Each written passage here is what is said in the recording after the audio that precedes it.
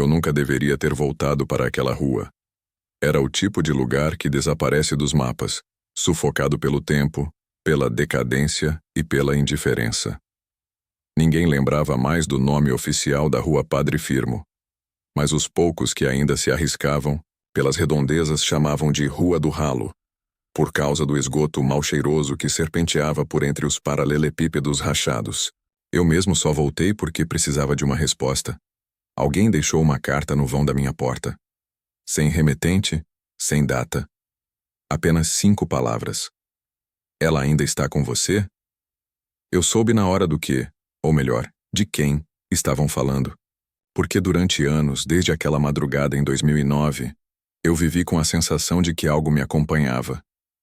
Não um delírio, não um trauma. Algo vivo. Algo que saiu rastejando do ralo daquele beco quando eu era apenas um adolescente inconsequente, tentando provar coragem aos amigos. Naquela noite eu entrei no beco sozinho.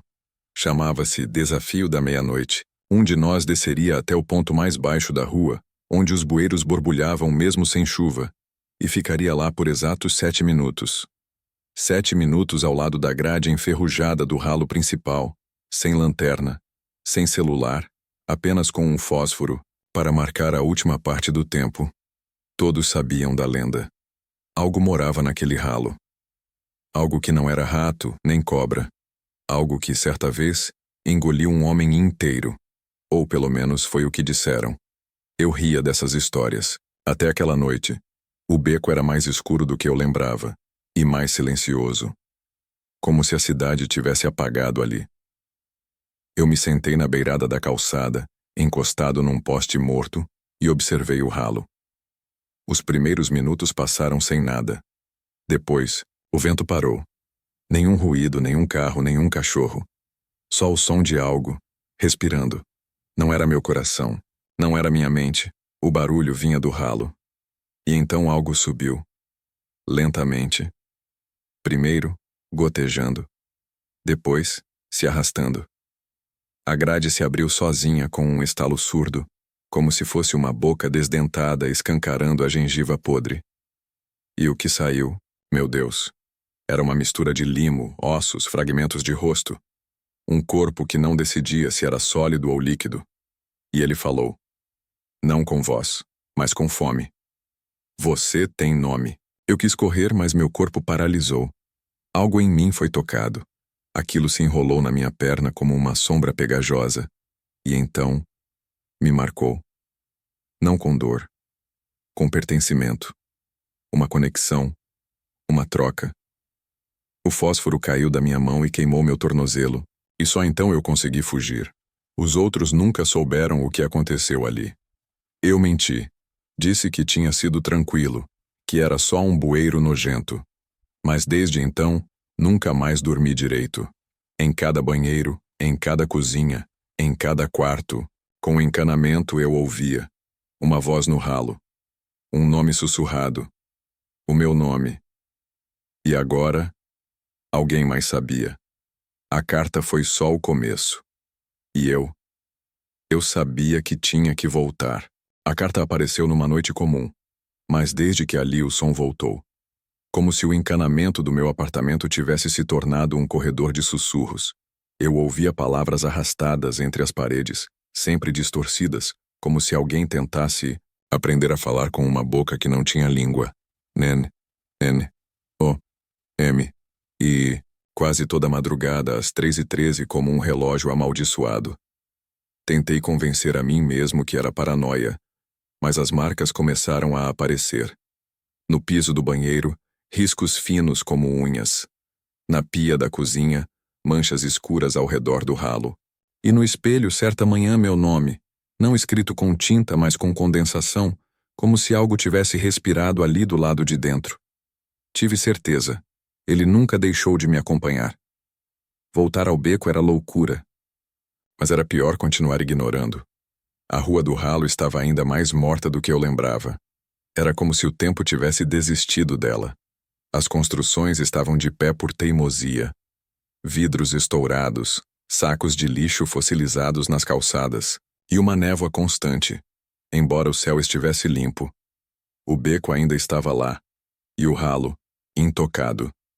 Me aproximei devagar, olhando para os lados. Tive a impressão de ver uma silhueta no fundo do corredor, perto de um prédio que tinha sido uma oficina, mas pisquei e desapareceu. A grade do ralo estava aberta. Aberta como se me esperasse, e então ele falou de novo. Dessa vez mais claro, mais humano. Mas ainda, errado. Me deu nome. Me deu corpo. Quero mais. Um bafo quente e úmido subiu das profundezas. Fedia a coisa morta, mas tinha algo diferente. Como se fosse uma podridão em transição, algo se formando, algo aprendendo a ser. Você me chamou sem saber. E agora, eu sou quase você. Eu recuei, mas o chão parecia respirar. Como se estivesse sobre carne viva. O limo ao redor do ralo começou a se mover, lentamente, como dedos se arrastando. A coisa falou de novo. Me ensina a ser inteiro. Por um instante o mundo pareceu desabar. Tive flashes, como se estivesse vendo pelos olhos dele. Uma escuridão profunda, úmida, cheia de ecos. Mas havia rostos ali, flutuando. Fragmentos de gente. Rostos sem olhos. Uma mulher idosa, um menino de camisa vermelha, um policial, alguém de capuz. E então, o meu rosto. Fechei os olhos e gritei. Quando abri, estava sozinho, ou achava que estava. Atrás de mim, bem ao fundo do beco, alguém estava em pé. Um corpo magro, pele pálida como papel molhado. Mas sem rosto, apenas uma boca. E olhos feitos de buracos escuros demais. Ele apontou, para mim, e disse com a minha voz. Me deu vida. Agora me dá lugar. Corri. Corri como se o asfalto pudesse me salvar. Meus passos ressoavam no beco como gritos. Mas, por mais que eu me afastasse, o som atrás de mim não diminuía. Era como se ele também estivesse correndo. Não com pressa, mas com a certeza de que me alcançaria. A rua do ralo parecia não ter fim. Os prédios em ruínas se repetiam, como se eu estivesse preso em um laço. As janelas quebradas se pareciam demais. As pichações eram idênticas. Passei 3 vezes por uma mesma porta vermelha com um símbolo estranho gravado no centro. Era um olho, com dentes em volta. Gritei. Ninguém respondeu. Essa parte da cidade tinha sido esquecida até pelo abandono. O tempo não andava ali. Os sons pareciam presos em bolhas. O ar era espesso. E então, silêncio. Não o tipo de silêncio que dá alívio. Era um silêncio denso, absoluto, como se alguém tivesse desligado o mundo por alguns segundos. E ele apareceu de novo. No final da vela, o corpo era como o meu, mas um pouco torto, como se tivesse sido montado com pressa, usando pedaços que não encaixavam direito. Os olhos não estavam mais vazios. Agora eram 2 esferas escuras e profundas, como se alguém tivesse jogado poços. No lugar certo, a boca não parava de sorrir. Você vai me dar lugar, ele disse. Eu já tenho sua voz. Só falta sua alma. Tentei fugir, mas meus pés não respondiam. Meu corpo ficou imóvel. Um frio subiu do chão. Entrou pelas minhas pernas, pelos ossos, pela coluna. Era como ser congelado por dentro. E ele andava, até mim, devagar, arrastando os pés como se ainda estivesse aprendendo a caminhar. Só quero ser inteiro, ele disse. E então ele encostou a mão no meu peito. E eu vi tudo. Vi a noite em que o ralo engasgou pela primeira vez. Quando, sem saber, eu deixei cair sangue naquele lugar, cortando o dedo, distraído, lavando um prato rachado. Vi a coisa dentro do encanamento, dormindo. Vi o sangue cair sobre ela como isca. Vi meus próprios desejos. A raiva silenciosa. O cansaço da vida que levo. Os pensamentos sombrios que fingi não ter. Alimentando aquilo. E vi o que ele se tornou. Um reflexo podre de mim. Ele era meu molde torcido, o que brotou do que eu joguei fora. Restos emocionais, pedaços de culpa, descuidos, pequenas mortes de quem eu fui. Quando me dei conta, estávamos dentro do ralo.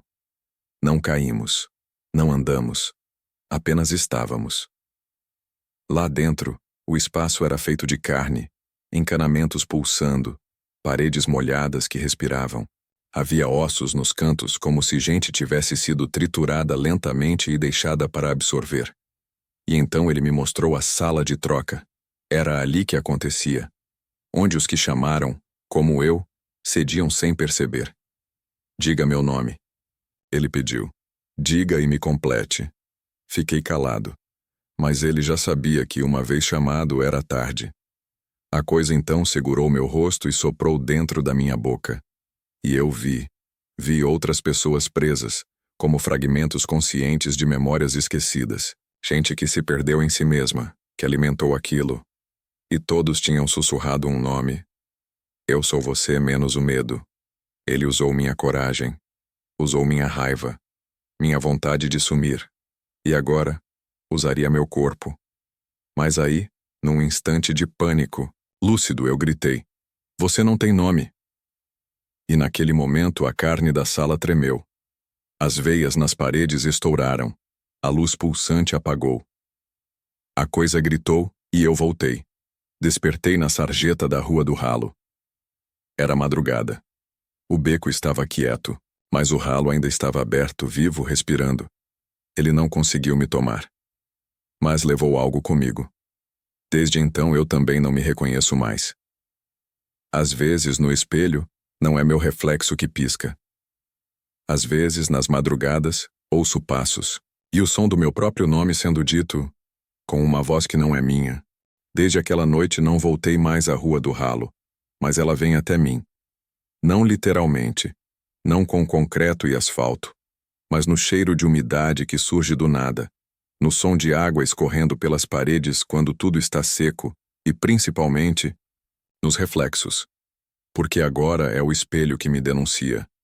Às vezes estou escovando os dentes e o reflexo atrasa meio segundo. Outras vezes ele sorri quando eu não sorrio. Pisca com o olho errado. Ou vira o rosto levemente para me olhar quando me viro. Tento fingir que estou cansado, que é paranoia, que é trauma. Mas eu sei que ele ainda está aqui. A coisa. A parte de mim que nasceu podre, cultivada nos cantos abafados da alma. O que rastejou para fora do ralo e tentou se tornar eu. Ela ainda vive e espera. Ela se alimenta das minhas falhas, das vezes em que minto, das vezes em que me calo quando deveria gritar, dos momentos em que me olho e sinto que não pertenço ao próprio corpo. Ela não precisa me possuir de novo. Ela já está em mim, dividindo o lugar. E agora, estou cansado. Sinto que pouco a pouco ela tem mais voz que eu. Sinto que estou virando lembrança dentro da minha própria mente. E o mundo ao redor não percebe, porque eu ainda acordo, ainda trabalho, ainda respondo mensagens. Mas já não sou inteiro. Sei o que ela quer. E sei que não está sozinha. Porque no escuro, no silêncio de certos lugares, outras vozes falam do mesmo jeito. Outros eus, quebrados, substituídos, consumidos pelo que criaram. O que saiu do ralo, na verdade, sempre esteve lá. Ele só precisava que alguém jogasse fora tudo o que não queria mais ser, e eu fui esse alguém.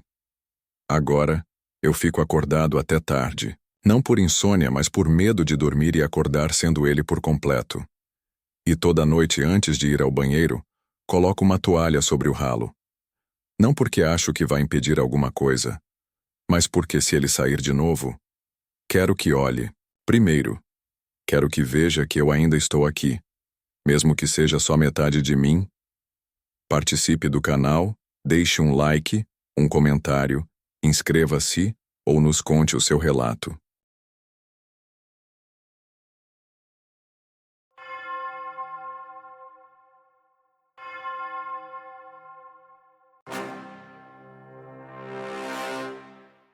Tudo começou em uma casa velha que aluguei nos arredores da cidade. Era um lugar isolado, cercado por árvores altas e longe de qualquer vizinhança. Eu queria apenas paz e tranquilidade para escrever meu próximo livro. Mas o que encontrei ali mudou minha vida para sempre. No primeiro dia, tudo parecia normal. A casa era antiga, mas tinha um charme peculiar. As paredes estavam cobertas de marcas do tempo, e o chão rangia sob cada passo. Arrumei minhas coisas e explorei o lugar, tentando me familiarizar com os cômodos. Mas à noite, Enquanto eu estava sentado à mesa da sala, ouvi algo que me deixou paralisado. Era um som leve, quase imperceptível. Passos no andar de cima. Congelei, tentando identificar a origem do som. Não havia ninguém lá além de mim. Subi as escadas lentamente, segurando uma lanterna. Verifiquei todos os cômodos, mas não havia nada fora do lugar. Voltei para a sala, convencido de que era apenas o vento ou talvez o ranger das tábuas velhas. Mas então, ouvi novamente. Desta vez, os passos eram mais claros, como se alguém estivesse caminhando deliberadamente pelo corredor acima de mim. Gritei: "Quem está aí?" O som parou imediatamente. Fiquei parado por alguns minutos esperando que algo acontecesse, mas o silêncio tomou conta da casa. Voltei para a sala e tentei dormir, mas os passos continuaram ecoando durante toda a noite. Nos dias seguintes, os passos ficaram mais frequentes. Às vezes, vinham do andar de cima. Outras vezes, pareciam estar logo atrás de mim, mesmo quando eu estava sozinho em um cômodo fechado. Tentei ignorá-los, atribuindo-os ao cansaço ou à imaginação, mas algo me dizia que havia algo muito errado. Uma noite, enquanto lia na cama, ouvi algo ainda mais assustador. Os passos pararam do lado de fora da porta do meu quarto. Esperei, prendendo a respiração até que uma voz baixa sussurrou do outro lado: "Eles sabem seu nome." Girei rapidamente, mas não havia ninguém lá. A porta estava trancada, e as janelas estavam fechadas. Corri para o andar de baixo, tentando me afastar do som, mas os passos me seguiram, ecoando pelos corredores como se fossem feitos por várias pessoas. Decidi investigar a história da casa.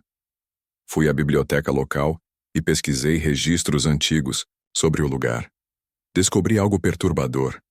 A casa havia sido construída sobre um terreno onde, décadas atrás, uma família inteira havia desaparecido sem deixar vestígios. Os vizinhos relataram ouvir gritos e passos vindos da casa antes de tudo ficar em silêncio. Voltei para casa determinado a descobrir o que estava acontecendo. Comecei a ouvir vozes mais claramente. Às vezes elas chamavam meu nome. Outras vezes, murmuravam frases incompreensíveis.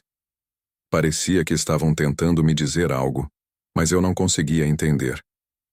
Uma noite, decidi enfrentar o que quer que fosse. Peguei uma câmera e comecei a gravar, tentando capturar evidências. Enquanto filmava, ouvi os passos novamente. Eles estavam próximos, como se estivessem ao meu lado. Girei a câmera rapidamente e vi algo que me gelou até os ossos. Havia uma figura indistinta no canto da sala, observando-me.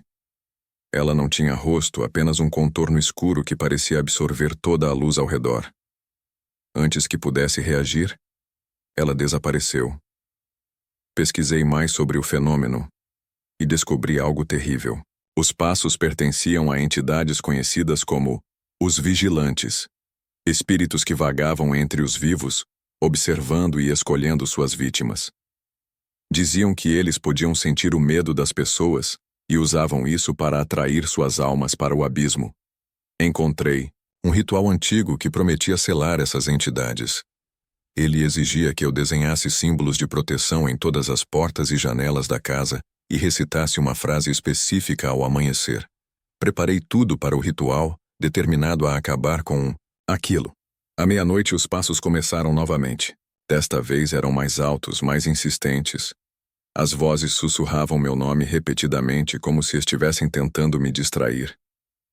Quando cheguei à sala, vi várias figuras encapuzadas paradas ao redor do círculo de proteção que eu havia criado.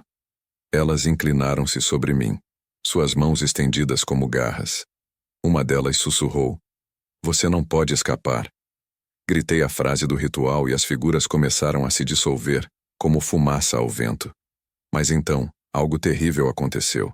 Embora as figuras tenham desaparecido, percebi que o ritual não havia funcionado completamente. Os passos continuaram ecoando pela casa, e as vozes agora pareciam mais próximas, como se estivessem dentro da minha mente. Às vezes eu acordava, no meio da noite, e via os vigilantes parados ao pé da minha cama, observando-me como predadores. Pesquisei mais sobre o ritual e descobri algo ainda mais assustador. Para selar as entidades permanentemente, Eu precisaria oferecer algo em troca, um pedaço da minha própria alma. Finalmente encontrei uma maneira de realizar o sacrifício. Fui ao sótão da casa, onde havia encontrado um antigo altar coberto de poeira. Desenhei novos símbolos no chão e coloquei uma faca no centro do círculo.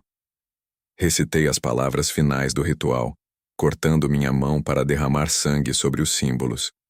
Os vigilantes surgiram novamente, furiosos. Eles tentaram atravessar o círculo, mas as barreiras de luz os mantiveram afastados. Quando cheguei à última palavra do ritual, o chão tremeu e uma luz intensa preencheu o sótão. As figuras desapareceram e o silêncio tomou conta da casa. Desde aquela noite sei que os vigilantes ainda estão lá esperando. Às vezes ouço seus passos ecoando pelo corredor, mesmo quando estou sozinho. Outras vezes, vejo suas sombras nas paredes observando-me como predadores. Se você ouvir passos no escuro, não ignore. Não importa o quão curioso você seja, não importa o quão seguro você se sinta. Eles sabem seu nome, e eles estão vindo.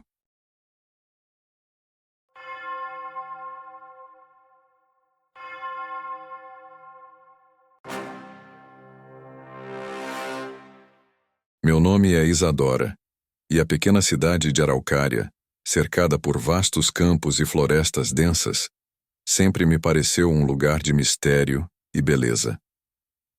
Mas, desde que herdei a antiga casa da minha avó, estranhos acontecimentos começaram a perturbar a calma da região e a noite se tornou um véu que esconde horrores indescritíveis. A casa da minha avó, localizada em uma área mais isolada, próxima à floresta estadual de Araucária, possuía uma arquitetura peculiar, com muitos cantos escuros e corredores estreitos. Desde criança, sentia um arrepio ao visitá-la, uma sensação de que algo invisível me observava. Após a morte da minha avó, precisei me mudar para lá para cuidar da propriedade. E foi então que os fenômenos se intensificaram. No início, eram apenas sussurros tênues que ecoavam pelos corredores na calada da noite, passos leves que pareciam seguir os meus, mesmo quando eu estava sozinha. A sensação de uma presença invisível que me observava de todos os cantos da casa. Atribuí esses eventos à minha imaginação ou à saudade da minha avó, tentando encontrar uma explicação lógica para o inexplicável. A primeira manifestação clara ocorreu em uma noite de neblina densa. A neblina comum na região parecia ainda mais espessa e opressora do que de costume, envolvendo a casa em um manto branco e silencioso. Estava na sala de estar, lendo um livro antigo da biblioteca da minha avó, quando ouvi um som que me fez gelar o sangue. Um arranhão agudo e prolongado vindo do andar de cima, como se garras afiadas estivessem rasgando a madeira do chão. Corri para o andar de cima, o coração batendo forte no peito, mas não encontrei nada. As portas dos quartos estavam fechadas, os móveis intactos. O único sinal de algo estranho era um frio intenso que pairava no ar, mesmo com a lareira acesa no andar de baixo. A partir daquela noite, os fenômenos se tornaram mais frequentes e perturbadores. Os sussurros se transformaram em murmúrios inteligíveis, palavras sussurradas em um idioma desconhecido. Os passos se tornaram mais pesados e arrastados, como se alguém estivesse se movendo com dificuldade pelo andar de cima. Objetos começaram a se mover sozinhos. Livros caindo das prateleiras, cadeiras se movendo de lugar, portas se abrindo e fechando com violência. O medo constante começou a afetar meu sono. Tive pesadelos vívidos com figuras sombrias e disformes, me perseguindo pelos corredores da casa, sussurrando meu nome com vozes guturais. Acordava no meio da noite, banhada em suor frio, com a nítida sensação de que havia alguém no meu quarto, observando-me dormir. Decidida a encontrar uma explicação para o que estava acontecendo, comecei a pesquisar a história da casa e da minha família. Descobri que a propriedade havia pertencido a uma antiga família de imigrantes europeus que se estabeleceram na região no século XIX. A família era conhecida por seu isolamento e por praticar rituais estranhos e misteriosos. Encontrei um diário antigo escondido no sótão da casa, escrito por uma ancestral distante chamada Elizabeth. O diário revelava detalhes perturbadores sobre os rituais da família, que envolviam invocações de entidades sombrias e sacrifícios macabros. Elizabeth descrevia uma criatura que habitava a floresta circundante, uma entidade antiga e poderosa, que era adorada pela família. A criatura era descrita como uma sombra viva, capaz de se mover livremente entre o mundo dos vivos e o mundo dos mortos, alimentando-se da energia vital dos seres humanos. O diário mencionava que a família havia construído a casa sobre um antigo portal que conectava o nosso mundo ao reino dessa criatura. O portal era mantido selado por um ritual complexo, mas Elizabeth temia que, se o ritual fosse interrompido, a criatura seria libertada e traria o caos e a destruição para a região. O terror tomou conta de mim ao perceber que a casa da minha avó era o centro de uma força maligna ancestral. Os fenômenos que eu estava vivenciando eram sinais de que o selo do portal estava enfraquecendo e a criatura estava se aproximando do nosso mundo. Decidi investigar a floresta circundante seguindo as pistas deixadas no diário de Elizabeth. Adentrei na mata densa e escura, sentindo a cada passo a atmosfera se tornar mais pesada e opressora. A neblina se adensava entre as árvores retorcidas, e o silêncio era quebrado apenas pelo farfalhar das folhas secas e pelos sussurros indistintos que pareciam emanar da própria floresta. Encontrei um círculo de pedras antigas no coração da floresta, o local descrito no diário como o portal para o outro mundo. No centro do círculo, havia uma abertura escura e profunda, de onde emanava um frio intenso e um cheiro de terra úmida e decomposição. Enquanto observava o portal, a neblina se dissipou repentinamente, revelando uma cena aterradora. A criatura do diário de Elizabeth emergiu da abertura, uma sombra viva e pulsante, com olhos vermelhos e brilhantes e garras afiadas. A criatura se movia com uma velocidade sobrenatural, deslizando entre as árvores como uma fumaça densa e escura. A criatura me viu e emitiu um som gutural e ensurdecedor, um rugido que parecia vibrar nos meus ossos. Senti um medo paralisante, mas sabia que precisava agir para impedir que aquela abominação se libertasse completamente no nosso mundo. Lembrei-me do ritual de selamento descrito no diário de Elizabeth. Era um ritual complexo que envolvia o uso de artefatos antigos e o sacrifício de uma vida. Hesitei por um momento, horrorizada com a ideia de derramar sangue, mas sabia que a vida de muitas pessoas estava em jogo. Com determinação, realizei o ritual, seguindo as instruções do diário com mãos trêmulas. Usei os artefatos encontrados na casa, objetos antigos e macabros que pareciam pulsar com uma energia sinistra. Ao final do ritual, precisei fazer o sacrifício oferecendo minha própria energia vital para selar o portal. A criatura gritou de fúria quando o portal começou a se fechar, sua forma sombria se contorcendo e se debatendo. Senti minha força vital sendo drenada, minha visão embaçando e meus membros enfraquecendo. Mas continuei o ritual, determinada a cumprir meu destino. Com um último esforço, consegui selar o portal. A criatura foi aprisionada do outro lado, e a floresta voltou, a um silêncio perturbador. Caí exausta no chão, sentindo a vida esvair-se do meu corpo. Nos meus últimos momentos, vi a figura da minha avó se aproximando, envolta em uma luz suave e reconfortante. Ela sorriu para mim e me estendeu a mão. Aceitei seu toque e senti uma paz inexplicável me envolver. Não sei o que aconteceu depois. Talvez eu tenha morrido ali mesmo, no coração da floresta. Ou talvez minha avó tenha me levado para um lugar melhor. O que importa é que consegui impedir que a criatura escapasse e salvasse o mundo da escuridão eterna. E agora, sob o véu da noite, a floresta guarda seu segredo novamente. Um segredo que espero que nunca mais seja revelado.